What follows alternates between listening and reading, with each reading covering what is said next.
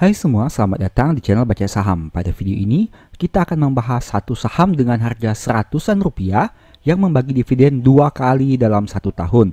Yieldnya juga sekitar 14%. Saham ini cukup terkenal. Tapi seperti biasa, semua pembahasan ini bukan rekomendasi dan hanya informasi. Ingat, kerugian kamu tanggung sendiri ya. Saat ini kita akan membahas PT Pura Delta Lestari atau saham dengan kode DMAS. Kita lihat bahwa ternyata perusahaan ini sudah berdiri sekitar 30 tahun, yaitu sejak tahun 1993. Dan mereka juga sudah IPO sekitar 8 tahunan sejak tahun 2015.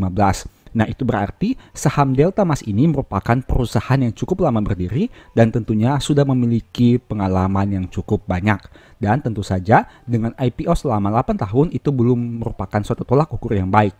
Karena biasanya perusahaan yang sudah berpengalaman tentunya memiliki jangka waktu IPO di atas 10 tahun. Sekarang kita akan lihat untuk struktur kepemilikan sahamnya. Ternyata saham ini dibayang-bayangi grup Sinarmas. Itu bisa teman-teman lihat dengan kepemilikan secara tidak langsung sebanyak 57,28%. Dan kepemilikan di masyarakat ada sekitar 17,7%. Nah, di sini kita bisa lihat bahwa kepemilikan perusahaan Delta Mas ini di masyarakat tidak terlalu besar, yang berarti pemegang mayoritasnya masih percaya dengan perusahaan ini. Sekarang kita lihat untuk bisnis modelnya. Bisnis model perusahaan ada 3, yaitu industri, hunian, dan komersial. Nah, ketiga segmen bisnis ini merupakan suatu segmen bisnis yang saling berkaitan satu dengan yang lain.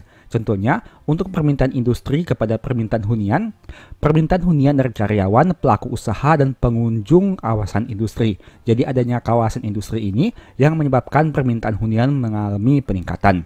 Begitu juga permintaan hunian terhadap permintaan komersialnya, yang mana pertumbuhan penduduk mendorong permintaan untuk komersial.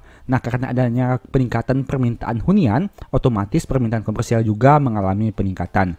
Dan begitu juga dengan permintaan komersial terhadap permintaan industri, yang mana pengembangan komersial meningkatkan daya tarik dari lingkungan kerja. Jadi bisa disimpulkan di sini, baik itu permintaan industri, hunian, dan komersial, ketiganya saling berkaitan satu dengan yang lain.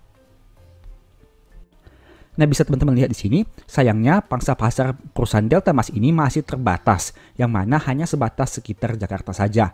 Meskipun dengan total cadangan lahan yang cukup besar, tapi mereka hanya mencakup wilayah kawasan Jakarta dan sekitarnya. Sedangkan jika kita bandingkan dengan perusahaan developer yang lain, seperti APLN, seperti ASRI, dan masih banyak lagi, tentunya mereka punya segmen yang lebih luas dibandingkan perusahaan Delta Mas ini. Nah, bisa teman-teman lihat di sini berdasarkan data Q2 tahun 2022, pendapatan terbesar dari segmen industri. Seperti yang tadi kita sudah bahas bahwa perusahaan memiliki 3 segmen bisnis utama, yang mana ternyata pendapatan terbesar berasal dari kawasan industri.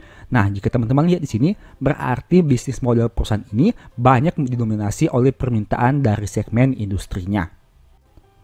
Selain itu, untuk segmen bisnis lainnya seperti hunian, komersial, hotel, dan sewa tidak terlalu signifikan jika dibandingkan dengan segmen dari industrinya itu sendiri.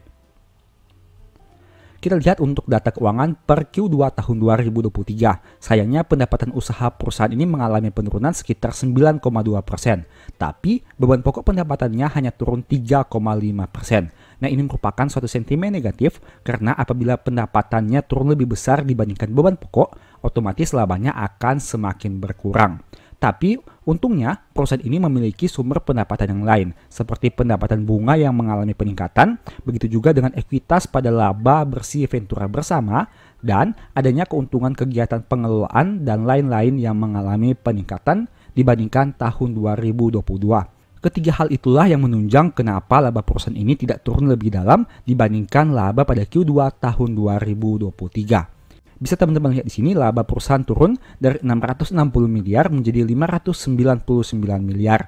Nah, tapi apabila teman-teman melihat detail dari laporan laba ruginya, seharusnya laba perusahaan turun lebih jauh dibandingkan 599 miliar jika tidak memasukkan komponen penghasilan lain-lain. Dan teman-teman harus ingat, pendapatan usahanya di sini mayoritas didominasi oleh segmen industri seperti yang tadi kita bahas.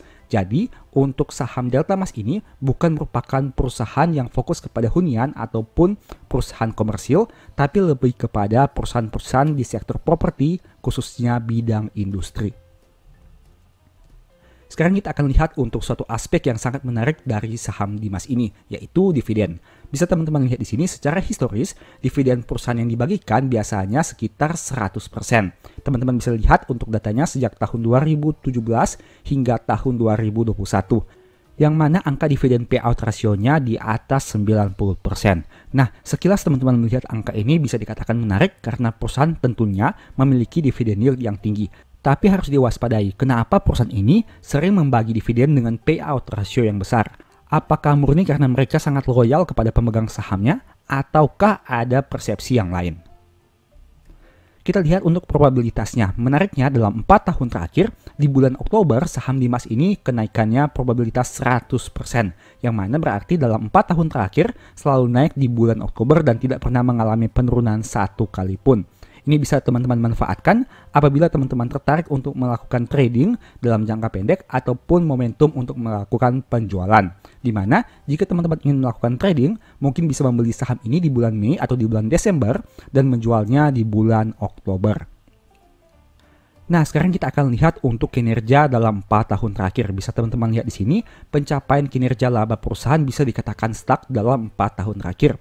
Yang mana memiliki laba tertinggi dengan IPS Rp28, tapi memiliki IPS terendah dengan angka Rp15. Dan dalam 4 tahun terakhir, laba perusahaan tidak mengalami peningkatan yang signifikan. Nah, pertanyaannya, kenapa meskipun laba perusahaan stuck, tapi mereka membagi dividen dengan porsi yang besar. Bahkan bisa dikatakan sekitar 90% dari laba yang mereka miliki. Ini merupakan hal yang teman-teman harus analisa. Kenapa perusahaan berani membagi dividen yang sangat besar setiap tahun? Apakah karena hutangnya kecil? Karena memang jika teman-teman lihat, debt to equity-nya hanya 11% saja. Jadi mereka punya kas yang banyak untuk dibagi-bagi dibandingkan harus membayar utang. Ataukah ada agenda yang lain? Tentu teman-teman harus pertimbangkan hal ini. Secara valuasi PBV-nya hanya 1,3 kali dengan per 6,9 kali.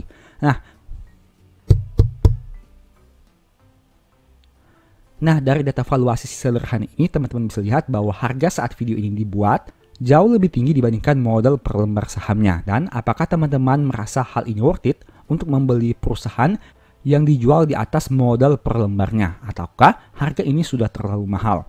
Untuk rasio keuangannya juga bisa dikatakan menarik dengan NPM dan ROE yang di atas rata-rata. Tapi ingat sekali lagi, dividen payout rasionya 100%.